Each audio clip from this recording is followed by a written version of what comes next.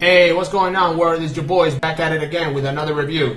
Today we discuss Thor Ragnarok, starring Chris Hemsworth, Mark Ruffalo, Tessa Thompson, Kate Blanchett, and our guy Jeff Goldblum. All right, Mike. Yo, let the world know what you thought about this film, man. Because this film right here, man, is something else.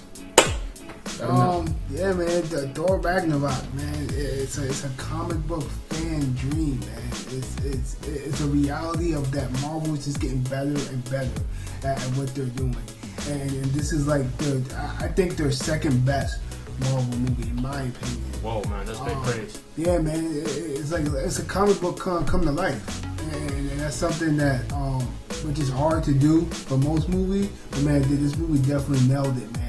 Like seeing Thor, they changed Thor to a whole new level. They changed Thor to a whole new level. It's basically like a reboot.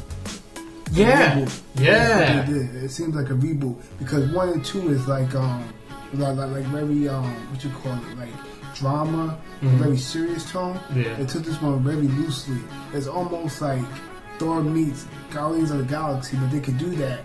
Why? Because it's Marvel property. Right, absolutely. So, yeah, I mean, look, man, I feel the same way you're feeling about this film. I like the fact that they kind of like changed Thor's look and, you know, they took something very important of him, like, you know, his main tool away from him. And, yes, that's right. You know, obviously if you guys have seen the trailer, you guys know what I mean. But, like, the way that they changed Thor and the level of the actors in this film was great. Like, I love how smooth everybody was going. Like, the comedy level was good. Some parts were serious. Some parts you were feeling kind of like, oh man, it's very, you felt like the emotion of it. And then they got back to the comedy. Like, to me, this film actually had a great 50-50 balance in terms of what they were trying to accomplish in this film. And, you know, I really liked the film for sure.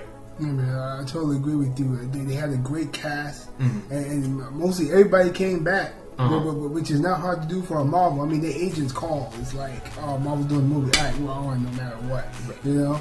But man, yo, the surprising role that popped out to me was Jeff Goldblum. I think, yeah, he did a great like slash villain. He was villain type, but he was like a likable villain. Yeah, you know.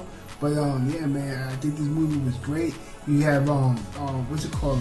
Easter eggs, I guess, like guest stars, you know? Yeah. You have certain stars, which is very surprising. That is like, what are they doing here? But I guess, you know, it's all in good fun what Marvel is doing. Yeah, no, I agree with you. It feels like they could bring any. I'm pretty sure like these actors that come in, like they just want to be part of the project, no matter what the role is. Like they could play like a homeless person on the street or a prop on stage. Like, it doesn't matter. They just want to be part of the Marvel project, and it's awesome to see Hollywood get together and, you know, try to put this movie together and, you know, bring it to the masses for sure. Yeah, man, I totally agree with you. It's something about Marvel that they take very seriously, and like they have good fun, but they take their art very seriously. And that's what Marvel does perfectly here. They take their time and what they're doing in their project. And I was totally honored and great to be seeing this movie, you know, because it's time to go to the movie theaters, you know, to see a movie. It's just like, it's an okay movie and stuff. But this movie, they put a lot of work into it from the comics, which is like hard to do at times. You know, sometimes you draw things on paper, you know, it looks great on paper, but not on screen. And they nailed that perfectly in this movie. Absolutely, man. You hit the nail right in the head, man. It's just good. It's all good fun. Like I like this, like the way now that how the what is it called? The MCU? The MCU. Yeah, the MCU. Like the way it's starting to develop and it's starting to unravel. Like it's really, you know, coming to the nitty gritty. Yeah. Like I'm actually excited for the next couple of films in this universe, but right now, the way that things are starting to play out and the way things are forming, like Marvel is really doing their thing, man. Yes, I really like that. I totally agree with you. And if you notice, this is like their second coming, because you had the first one with their first arcs, I guess. This is like the second arc going into Infinity War. This is the perfect way to do that, especially rebooting Thor. You know. So with that said, let's go into what was the story about and what was the outcome of the story. Well, basically, the story, I guess, takes place obviously after what Thor, the ending of like Thor 2, and you know all the stuff that happened with Ultron and Avengers 2. Avengers 2, yeah, Ultron, right? Yeah, after Ultron, right? After Ultron, yeah. After Ultron, Avengers 2, Age of Ultron. Yeah. Yes, yeah. So you know, obviously. It like the beginning of the film kind of takes like an interesting twist because you wonder like what happened, how did he get to the point where he is now, and it feels like this movie like they were like, okay, you have the Avengers 2, right? Yeah. It feels like after watching Ragnarok, it feels like there were supposed to be some other films before Ragnarok. I understand what you're saying. Like, you know what I'm saying? Because the opening of the movie has Thor like on his adventure. Yeah. But you get right caught up in the middle of it. Yeah. That's what it is. Yeah. That's what it is. Which is pretty cool. But the beginning of this opening reminds me so much of God of War. Yeah. Oh man. Yeah. Like the whole scenery, the you know, the whole destroyed world. Yeah, man. It was like Thor was in God of War. It's like I'm on the wrong set. Yeah. That's what it looked like. No, you know? man. Yeah. It totally looked like that. Yeah. You had a great villain. What was the villain? Oh, that was the Goddess of Death. Goddess of Death, yeah. That's right. The Goddess Played of by Death. Kate Blanchett, man. Kate Blanchett. What did you think of her performance? Oh man, she was unbelievable, man. Wow, she did look good, man. She looks good. Like they did her good. Good job, Marvel.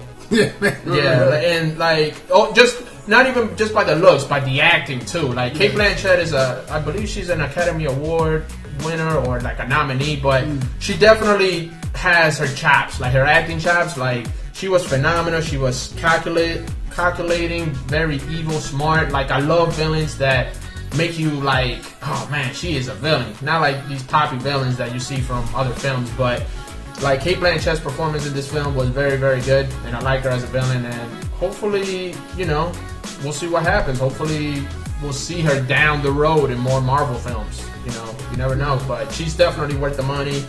You know, worth her credentials as an actress, and she did very, very well. So, what do you think? I think she was a very memorable character, which is something that Marvel lacks, is their villains. She lacked charisma. Mm-hmm. She had very good like she was threatening. Yeah, man. She was very threatening. Oh, yeah. And then this villain had history. It wasn't like a fresh villain like I want to destroy the world. She has history with Thor and Loki. Yeah, she has very history, so she's very important to that story arc from the comics, which is very They did twist certain things from the comics I heard, but they were very spot on with certain things that they did with her. Again, she was very beautiful, and when she came on screen, she had her presence. Her presence was known. That she was like, I will take control of what she wants, and she did that very, very well. No, I agree with you, man. That's what I was saying before. Like, she is worth every penny. Like, she did a heck of a job. What's your thought on Valkyrie? Valkyrie, they surprised me with that. In the comics, she is Caucasian, and they made her black, which is cool. But with that, I think she played it very well. Bonnie reminded me she was from Westworld. Yeah. I love her in Westworld. I told you, man. I'm in love, man. I love Tessa Thompson. I was like, even know that. Tessa Thompson fan. Yeah, man. She did a great job for what she's done and stuff like that. What else we gotta talk about? Who was the side villain that was working with her? That dude with the bald head. He was funny. I guess I'm gonna call him the Executioner. I forgot his name. Yeah. Like he was just. He was like there to be there, but he played Dredd. Yeah, he played Dredd. Yeah, he played Dredd, and like he played Dredd. He was in the. We're talking about his previous movies. But like trying to let y'all know who he is. I guess you could just Google him. He wasn't really that memorable. He was memorable when he first came on screen. Carl Urban. That's his name. Okay, He was in Dredd. He was in Doom with The Rock. Yeah, he was in Doom. Yeah, like movies like that. But yeah, he was a very conflicting character. Like in this film, like to me, he just seemed a little bit lost, like out of place. Like because he felt guilty. Yeah. I guess. Yeah, like he was just very conflicting kind of character, but all in all, like his performance was alright. I mean, for his character, like he didn't show that much dialogue. No, he did. He basically walked around a lot. Yeah, but alright, enough of him. Yeah, now let's talk about the main key side supporting role character, Incredible Hulk, played by Mark Ruffalo? That dude, man. Hulk and that dude, man. They stole the whole thing, man. Like, oh my god, it was so great. It was like buddy cop moment thing that they had going on. Yeah, man. Like, did you notice, like, in this film, they make the Hulk seem more human? Yes. When he was Hulk. Yes. Like, they did explain that though. Oh, really? Yeah, they did. It's not like a spoiler or whatever, but he's been Hulk for ever since Age of Ultron. So you add that up as the years go, he never been Banner. Right. So I guess he learned how to prospect with people that was around him and stuff like that. As the Hulk. As the Hulk, that's what it was. And that was kind of his kind of planet, you know what I'm saying? Right. Because the Hulk itself had problems with Earth. Right. Because they didn't want him there. So he felt like, well, this is my kind of planet. I like it here. And he grew into it. Right. He grew into it. Right. No, yeah, absolutely. I totally agree. I mean, the way that Mark Ruffalo played this character definitely was a lot more smoother and more energetic. Like, you would think like a character like the Hulk would be just this big, huge, green, you know, I guess, dumb creature. Yeah, like, he was very smart. He became smarter the longer as he was Hulk and stuff like that. Yeah. You know? What was you say about that? I mean, he was good. I mean, I like Ruffalo. Ruffalo, like, it's like he finally starting to understand what the Hulk is about. Yeah, Sorry. you know, Hulk can be rock sometimes. Yeah. Hulk can be Hulk, yeah. On the muscles and stuff. I can't say I got confused. Yeah. Great job. He just gave the Rock some ego. Yeah, no, right? What's this guy ego? Rock can be watching. Yeah, he gave it thought. Yeah, man. Anyways, yeah, man. Like, you know, like Ruffalo has really, you know, he's finally understanding more of the Hulk. Like, he's actually incorporating more human while he's transformed into the Hulk. And now, like, the Hulk was funny. Like, he was just a great, hilarious character compared to, you know, how he was back in the Avengers. Yeah. They actually, Hulk was actually like a child, sort of way. You know, like Hulk don't like him and stuff like that. Like I said, he definitely stole, you know, the show of the movie. They should have called it Thor Hulk Ragnarok. They should have called it because, man, it was awesome that, you know. But what else we have to talk about? No, I think that's it. I think we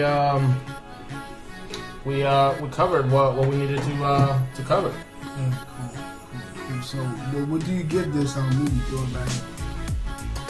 What do I give Thor Ragnarok? Let's see. Compared to, like just the overall number. I would honestly, from a scale to 1 to 5, I guess that's what we're doing. Okay. The same. It'll probably be, you know, I'll give it a 4, just because there were, like, I guess back to my nitpicking thing, like.